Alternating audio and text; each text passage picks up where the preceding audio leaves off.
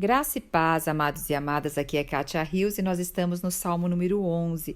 E eu quero só fazer uma observação, que como eu lido com o comportamento humano, trabalho nessa área, eu puxo sempre mais os salmos para essa vertente.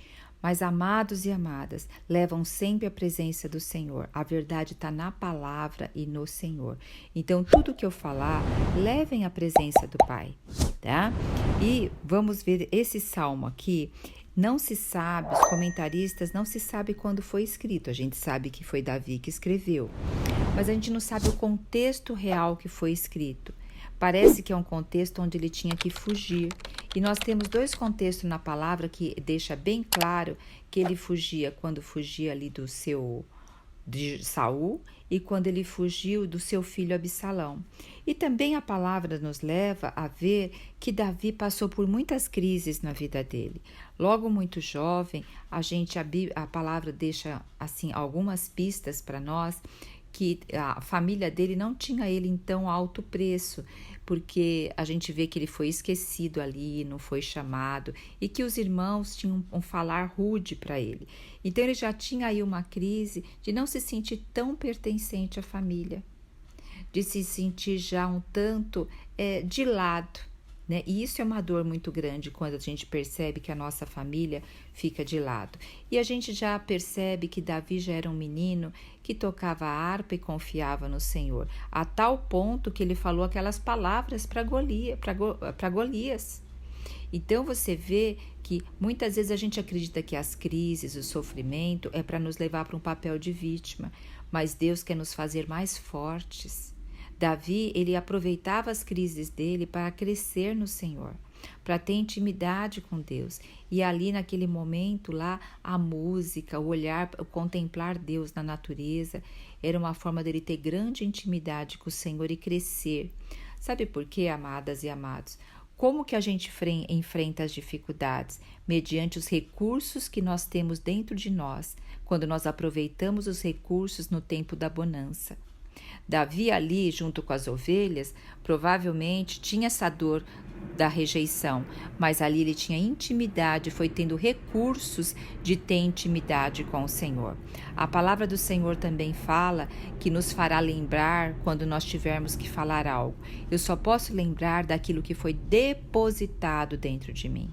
Então, se nós estamos passando por muitas aflições e não temos aonde nos ir para o refúgio, é porque na realidade a gente precisa construir mais bases junto ao Senhor, mais intimidade com Ele. Então nós sabemos que Davi era um jovem, um homem que passou por muitas crises, não fez bem dizer nada, mas teve muitos adversários, muito. Quando ali junto a Saul, ele fugiu de Saul, e quais os homens que se juntaram com eles? Endividados, pessoas que estavam fugindo. Então, pessoas com caráter duvidoso. Então, pessoas que também, caráter duvidoso, será que eram de real confiança? E ali, Davi foi líder, e foi um líder o quê? De caráter. Um líder ali que não permitiu que ninguém tocasse em Saul. Ele não permitiu que ele fosse corrompido. Então você vê como nós, ao crescermos na presença do Senhor, nosso caráter também vai sendo moldado, né? E aqui então, nesse texto, nós não sabemos que contexto foi, mas vamos supor que foi algum desses contextos, tá bom? Então, ele diz assim, versículo 1, no Senhor eu me refugio. Como podeis me dizer, foge como um pássaro para os montes? Então está dizendo, pessoas chegaram para Davi e falaram assim, foge como um pássaro para os montes. Pode ser até quando Jonatas ali estava falando com ele, né? Pode ser também que era a alma dele falando com ele. Olha, essa situação está muito perigosa, foge. Então, mas mesmo se fosse conselheiros que falaram isso para ele, a alma dele pode ter ficado depois remoendo, reverberando. E o que eu quero tocar aqui? Que nós temos situações, sim, que nós temos que fugir. Nós temos que fugir, a fuga nos leva à ação, nos leva a movimento. Olha, existe uma emoção chamada medo. A emoção medo, ela leva nós a agirmos ou fugir, ou lutar, ou paralisar, como se o inimigo não nos vê. Isso é uma reação instintiva do nosso cérebro. Então tem animais que quando outro animal aparece, ele o quê? Ele fica paralisado de uma forma de não chamar a atenção do seu algoz ali, para ser atacado, né? Então veja, isso é natural. Então o que está acontecendo aqui também com Davi? Ele está com essa emoção, ou melhor, esse sentimento chamado medo. Aí dizem para ele, foge como um pássaro para os montes. Os pássaros, ele entra em frestas de montanha, ele vai em árvores, ele não tem, e ele depende totalmente do Senhor, né? Então, mas Davi já começa dizendo assim, ele já começa o salmo dizendo que a fuga dele é para ir para o Senhor. Então, quando nós estamos com medo, para onde nós vamos? Para onde nós corremos? Então, aqui Davi já começa o salmo dizendo, declarando para onde ele vai. No Senhor eu me refugio. Lembrando que também se refugiar no Senhor é também uma renúncia, tá? De algumas coisas ou de várias coisas. Também é um movimento, mas é um movimento que leva para um lugar seguro. E esse seguro é a comunhão ali com o Senhor. Amados e amadas, o que acontece? Nós vivemos num mundo de incertezas. Nós vivemos por incertezas de todos os cantos. E cada vez se aumenta mais a ansiedade. A ansiedade é a busca por certeza no amanhã. É a busca que tudo vai acontecer certinho. Então, saiba, nós vivemos num mundo de incerteza, num mundo de insegurança, e a nossa certeza é só olhando para Cristo. E se a gente não depositar todo o nosso coração em Cristo, nós vamos viver abalados o tempo todo e nós vamos viver inseguros e ansiosos. Então saiba, insegurança é natural nesse mundo. Então observe se você tem buscado muito controle de tudo, para que na realidade você feche todo o ambiente para não sofrer. Isso cada vez vira uma bolinha de neve, porque vai se construindo mais em cima disso. Inclusive a ansiedade, um dos grandes fatores dela é a evitação. Então a pessoa vai evitando várias coisas na vida dela para se sentir segura, para sentir que não vai ter crise na vida dela. E essas coisas cada vez vai isolando mais a pessoa. Então observe, Davi, ele vai para o Senhor, ele se movimenta para o Senhor. Agora, diz o versículo 2, vê, os ímpios preparam os seus arcos, ajustam com precisão as flechas nas cordas, para atirar ocultamente contra os retos de coração. Pode ser que a mente dele está ruminando tudo o que está acontecendo. Olha, os ímpios estão fazendo isso. Olha, eles estão aí preparando as flechas. Olha, eles estão fazendo aquilo. Ou pode ser até que pessoas estão chegando para ele e falam, fulano está preparando isso, ciclano está preparando aquilo. Então vamos novamente falar da emoção medo. O medo, ele é assim, ele fica rodando a nossa mente em volta do perigo, rodando a nossa mente em volta do perigo. E é aí que nós temos que sair desse ciclo vicioso e realmente entrar nas coisas do Senhor. Então, o que nós tocamos aqui? Em algumas partes de fundamentos que nos mostra o que fazer no tempo de crise. Vai nos mostrar quais os fundamentos que nós temos que responder. Então, o que fazer no tempo de crise? Primeiro, ir para o refúgio que está em Deus. Segundo, exercitar a fé. Sabe, olha, eu estou falando de incerteza, estou falando de dúvida e de insegurança. E a fé, o que diz? Que é a certeza. É a certeza.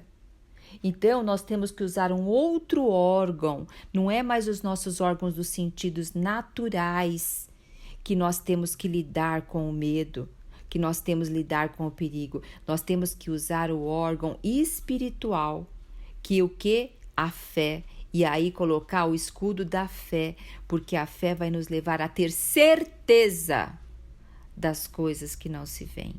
Você vê como muda? É sair do império das trevas e ir para o quê? O reino do Filho do seu amor. É sair daquela pirâmide que eu sempre falo, do fazer para ter segurança e para se sentir seguro. Não, primeiro eu sou segura em Cristo Jesus. Por isso eu tenho paz e quietude no meu coração. E dessa forma eu faço as coisas da minha vida me sentindo que tranquila. Então, percebe a linha diferente? Então, Davi aqui, se forem conselheiros que estão falando com ele, ou se for a alma dele, a alma e os conselheiros querem mostrar o império das trevas. Mas ali Davi, usando o seu espírito, ele diz: no Senhor eu me refugio.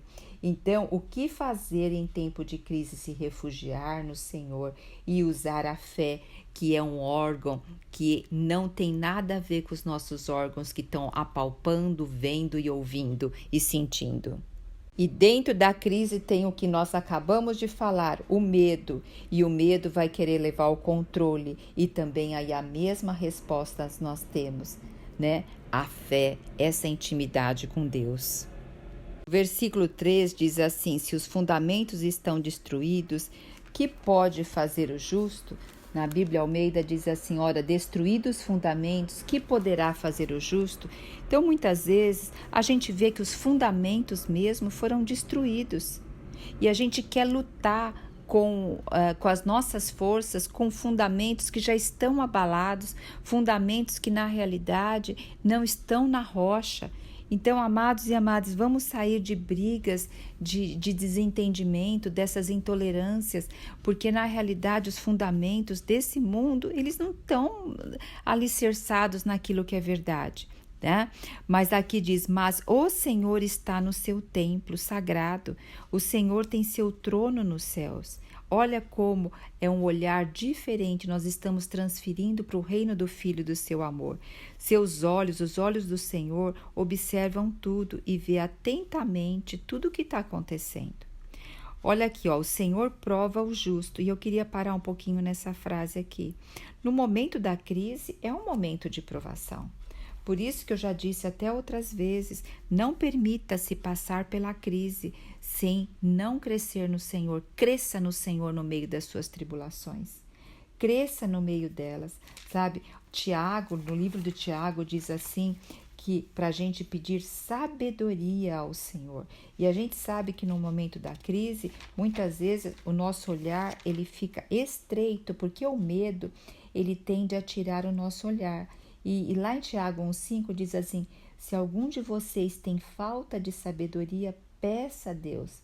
E como eu disse, como estamos diante de problema, parece que a sabedoria some, porque a mente fica focada no lugar errado, a mente fica focada no medo, e o cérebro emocional, vou chamar assim, que é o cérebro límbico, de uma forma mais simplificada, ele ativa extremamente a emoção do medo. Né? E nos faz olhar para o problema. E olha o que acontece. Quando a gente fica olhando muito para o problema, amadas, nós ficamos o quê? Nós ficamos na parte de vítima, nós ficamos na autocomiseração. Então, o inimigo usa essa situação para nos deixar no vitimismo e começar a olhar para nós e olhar que nós somos indefesos, que nós somos coitadinhos, que o mundo todo está contra nós, que a nossa família não entende, que nossos filhos são rebeldes. E aí entra no vitimismo, que a vida é difícil, que trabalhar todo dia é um esforço muito grande. Por isso que o nosso órgão é a fé. É confiar, é prosseguir. Então, a fé e o amor, porque aonde há o amor aqui, o medo, ele não tem como se estabelecer. Então, tudo está para onde eu olho. E aí eu tenho sim que nesse momento ter intrepidez e entrar no Santo dos Santos. porque eu tenho que ter intrepidez para passar pelo medo e entrar no Santos dos Santos e declarar ali quem eu sou, estar face a face com o Senhor. Nossa, como isso nos revigora, nos dá força para enfrentar o dia a dia. Que as crises não é para a gente fugir das nossas responsabilidades. Não é para a gente fugir daquilo que o Senhor tem colocado diante de nós. Vocês lembram lá de Neemias, quando foi dado o conselho para Neemias fugir para dentro do templo, porque estavam tentando atentar contra a vida dele, e Neemias falou de jeito nenhum. Então, amados, nós temos que não fugir das nossas responsabilidades pelas crises.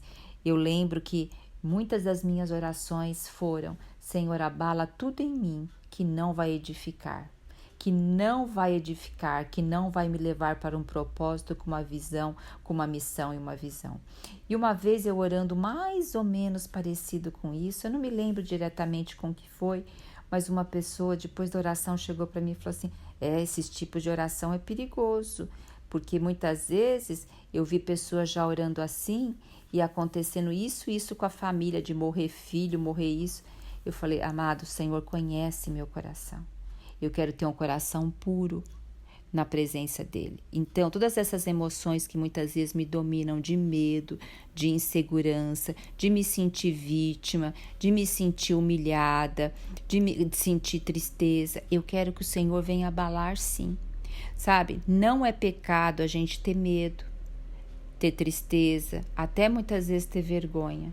É pecado a gente permanecer nesses sentimentos.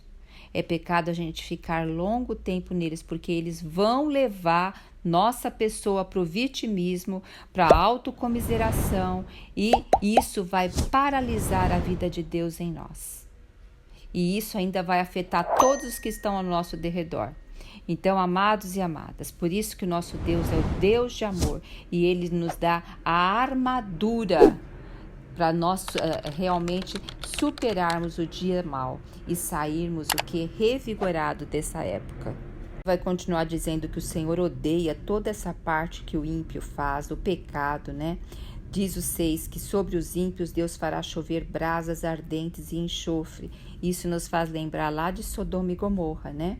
O 7, porque o justo porquanto justo é o Senhor e ama a justiça, os íntegros verão a sua face. Que coisa rica! Vocês perceberam como a palavra de Deus, o Antigo Testamento aqui, como ele falam tanto de justiça? Eu ainda não toquei, sabe, realmente nisso. Mas eu peço, Senhor, eu quero tocar mais nesse negócio que o Senhor fala de justiça, porque até ele fala que o reino de Deus é justiça. Então, veja, o nosso Deus é um Deus justo. Não fique procurando justiça nas pessoas, nem no governo, nem em você mesmo, tá? Porque senão, realmente nós vamos sair do eixo. Mas vamos olhar para Deus, que é o nosso Deus de justiça. Sabe por quê? Dessa forma, nós seremos vistos como os íntegros que verão a face de Deus. Aleluia! Jesus Cristo é o nosso Senhor.